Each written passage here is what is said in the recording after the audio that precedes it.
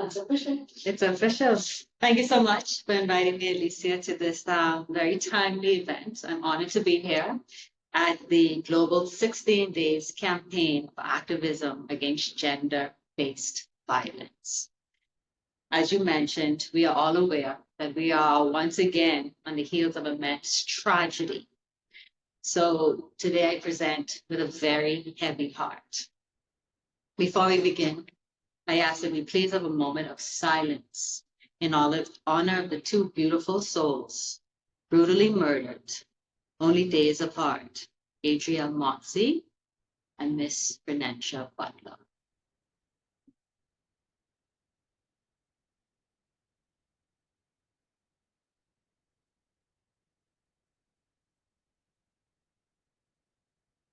Thank you.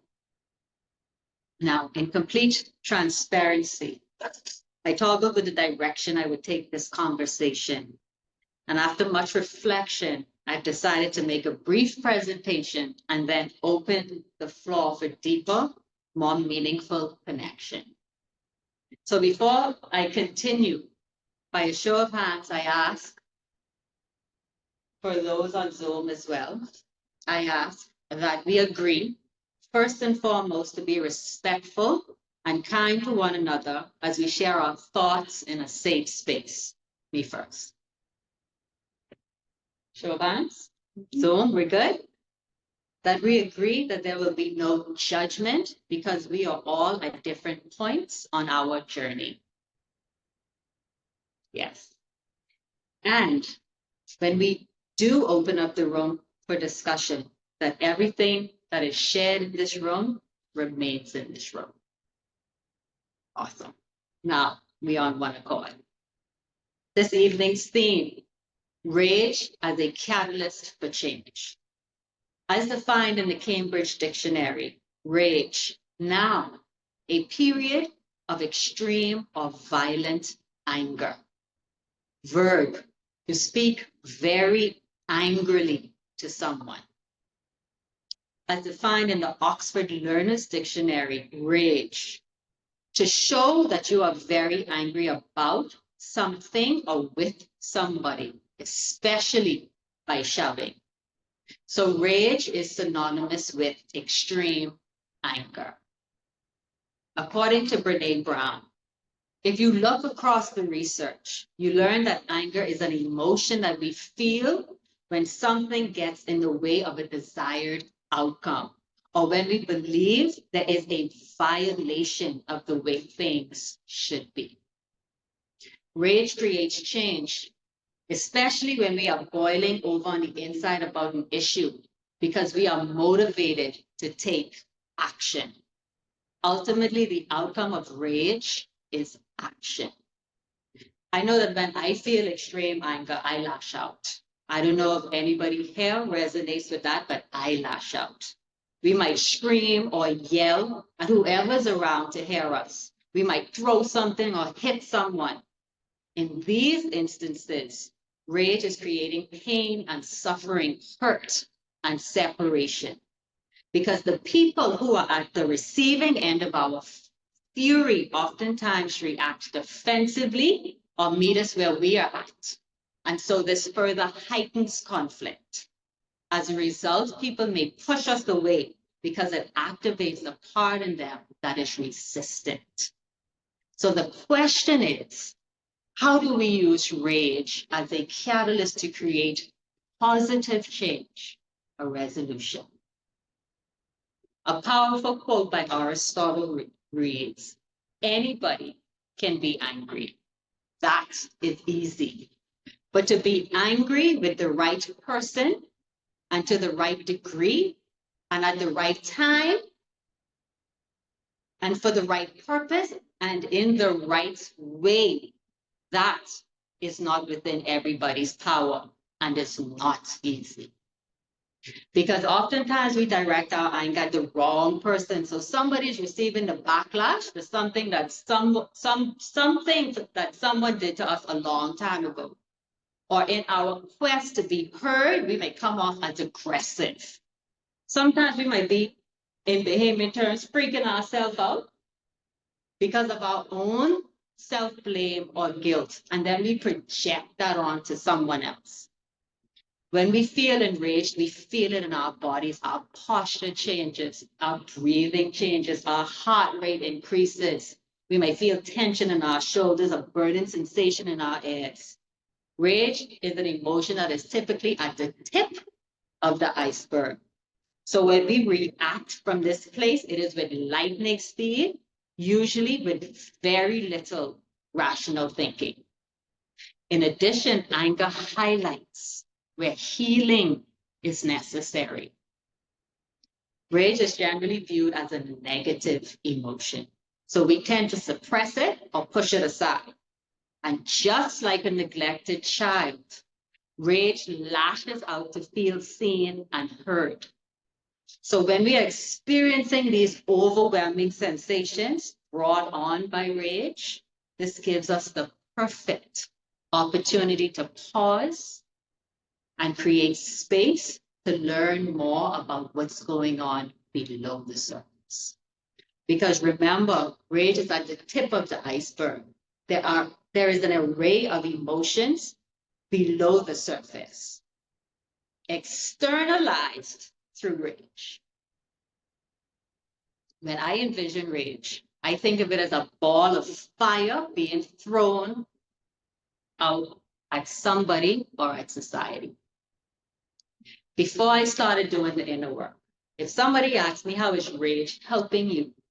How is rage beneficial to you, Erika? I would have said it isn't. It's a negative emotion. It causes pain. It causes hurt. It's destructive. It's embarrassing. I feel horrible about myself. There's nothing good about rage. It doesn't help me. It doesn't help anybody. Because we've been conditioned to think that feeling rage is unacceptable, that it is wrong. And so this has always been embedded in my mind. But then I started doing the inner work. And my world changed because my perspective changed.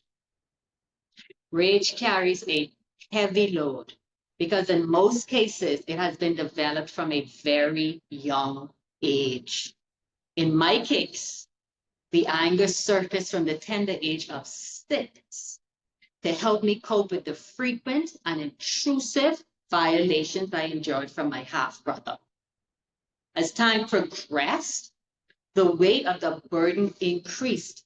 So not only was my anger associated with rage, but also hate, self-blame, guilt, resentment, and sadness. I held on to my anger with a tight grip because I didn't want anybody to think that what happened to me was okay, or that the injustice that runs rampant within this nation is acceptable. But it was when I learned how to face my anger, to connect with it on a deeper level, and to appreciate the tireless work that it did to protect and serve me, I started to have greater impact. Because in releasing my anger of its original duties, I've given it permission to transform into emotions that can serve the greater good, like holding space for compassion and forgiveness. When I feel the cues in my body that tell me I'm aggravated, upset, annoyed, or angry, I'm reminded of little Erika, who lost her voice. So I speak up, and I speak my truth with dignity in a way that makes her proud and demonstrates her courage, strength, and resilience. So the power lies in understanding what the rage is telling us so that we can express this passionate emotion in a more gentle, constructive way that forges connection. When this happens, people lean into the message. They can relate to what is being said. So they are committed to change because they are emotionally invested. The reality is there are going to be times when we need to be bold, to make our presence felt, when the situation calls for us to be demanding and assertive. the most effective way to do this, and when we express ourselves from a place of confidence, with compassion, courage, curiosity, calmness, and connectedness. Because our natural reaction to aggression is to fight back or build up a wall. As Gandhi says, it is our responsibility to be the change that you want to see in the world. Thank you.